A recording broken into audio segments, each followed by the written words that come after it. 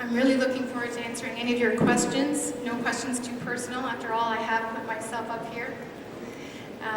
As an aside, as an update, to bring you fast forward to the present, he continues to abuse women. He is a serial abuser. And how do I know that? Because the women that he abuses out for validation. I'm in the phone book, they look me up, and they call me from as far away as Montreal. So I know that. He is currently married. He has 2 small children. He has not seen my daughter in over 14 years, nor has he made any attempt to see her in over 14 years. I'm not crying about that, by the way. This past fall, he was arrested for sexual assault and forcible confinement. He's a very, very successful person. If you Google him, he has pages and pages. And his trial is pending. Thank you for hearing my story.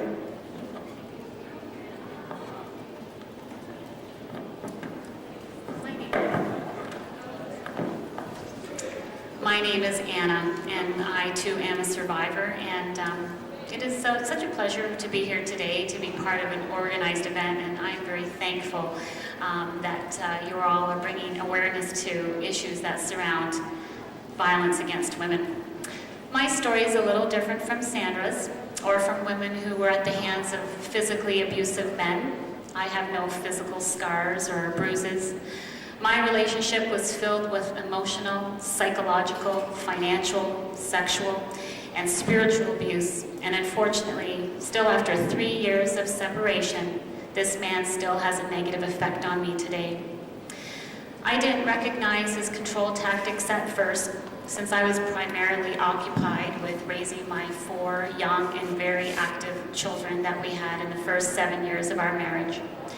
But over time, I could see more and more his use of emotional and mental mind games that kept me thinking I needed to fix myself and give him space and to stop stressing him out and not place any extra demands on him.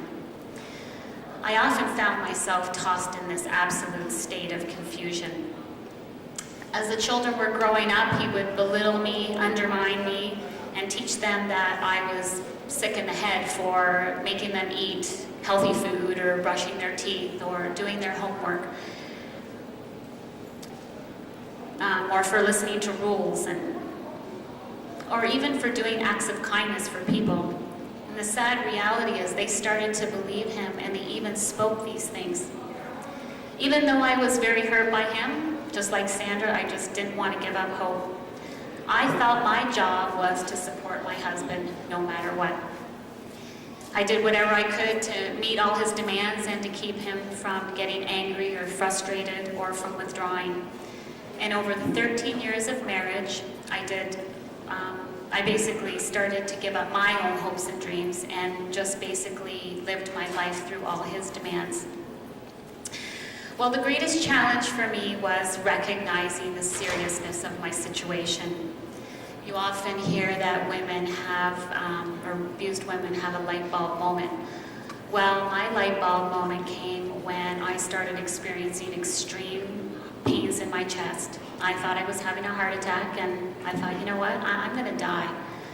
And I looked at this man who was my husband, and he had no compassion, no love, no respect, never really looked at me in the eyes, and I thought, my soul is dying trying to make this man well.